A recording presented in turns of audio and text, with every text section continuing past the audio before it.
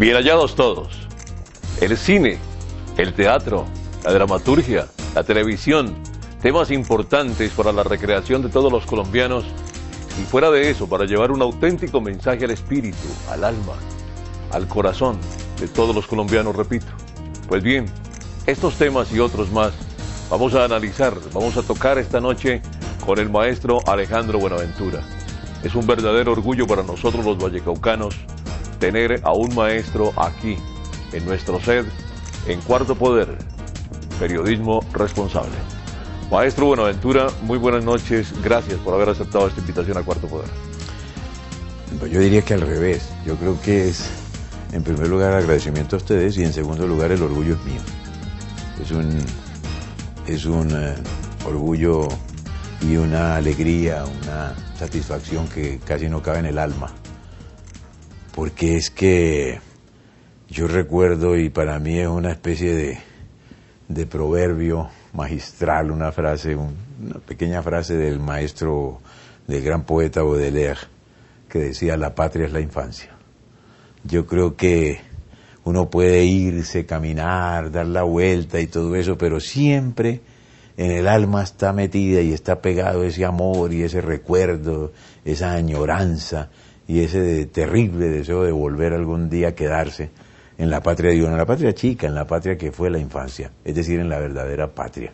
De manera que para mí Cali, y con la cierta perspectiva que hay de yo quedarme definitivamente acá y que me entierren como a mis antepasados, según el verso de Atahualpa Yupanqui, entonces debajo de un guayabo o al lado de un mango o entre una ceiba o un samán y cobijado por el canto de los guadales del maestro Villamil, para mí eso es lo más importante en este momento, lo que más quiero y lo que más me hace vivir. De manera que el orgullo es mío y mil gracias. Además, de pronto custodiado por los fantasmas del Teatro Municipal. Cuando hace unos años, después de la muerte de mi hermano Enrique, estoy vivo aún y me disculpo. Vivo estoy y me da pena.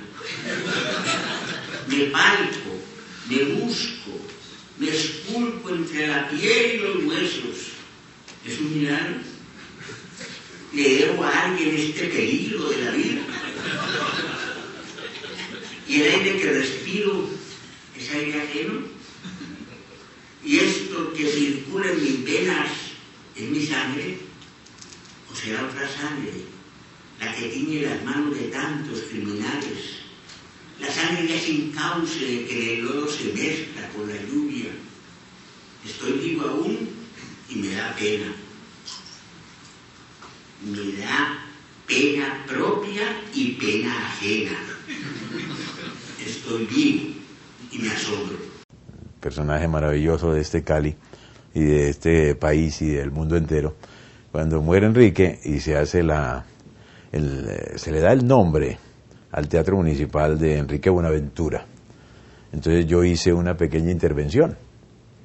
Para mí eso fue importantísimo en mi vida. Yo hablé algo y terminaba diciendo, dije por qué nosotros hicimos teatro en el Teatro Municipal con Enrique. Nosotros vivimos en el Teatro Municipal. A veces nos cogía la noche, hacíamos el ensayo por la tarde, hacíamos la función vespertina, hacíamos la función nocturna y nos quedábamos montando el infantil. Una de las pasiones de mi hermano, dentro de toda su pasión por el teatro, fue la de la tramoya. Sí. Él tenía su martillo, yo tenía el mío y él me enseñó la tramoya. Yo digo que una de las cosas más importantes que él me enseñó fue la tramoya. Es decir, la esencia del teatro, lo que está más adentro, el alma del teatro. El alma del teatro. El alma del teatro, eso me la enseñó a él. Y hacíamos tramoya juntos. Una noche estábamos montando la escenografía para un infantil, cansados, yo creo que eran las 5 de la mañana. Y él se subió a una escalerita de tijera, así, a clavar una taperola que se llamaban las puntillitas de cabeza grande, con que se sujeta la tela a la vara para subir en un telón. Y estaba clavando y se pega en el dedo un martillazo con ese martillo de tramoya que tiene una cabecita delgada, fina, para que es muy puntuda. Puntuda para ese trabajo, sí. Y se pega en ese dedo. Y él se quedó, y me cayó a mí aquí en los brazos.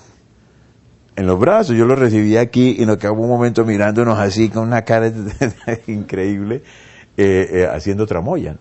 Entonces, claro, cuando se hizo el homenaje a Enrique, yo dije que en todas las cosas, las varas, las bambalinas, los camerinos, todo, pedían que el teatro se llamara así, e inclusive yo creo, yo debo estar por ahí oyéndome, que nuestro fantasma querido que siempre veíamos cuando nos quedábamos aquí trabajando, y pasaba del palco de primera hacia el foyer del teatro, entonces él también debe estar reclamando y diciendo y pidiendo que esto se llame Teatro Municipal Enrique Buenaventura.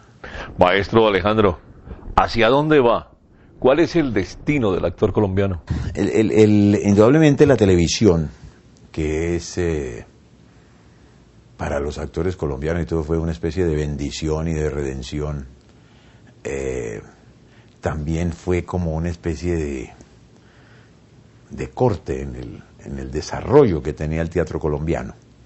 El teatro colombiano fue un fenómeno, como hablamos hace poco, un fenómeno reciente, porque a Colombia las compañías de teatro que vinieron después en la colonia, a finales de la colonia, ya dentro de la República, las compañías que llegaban a los puertos.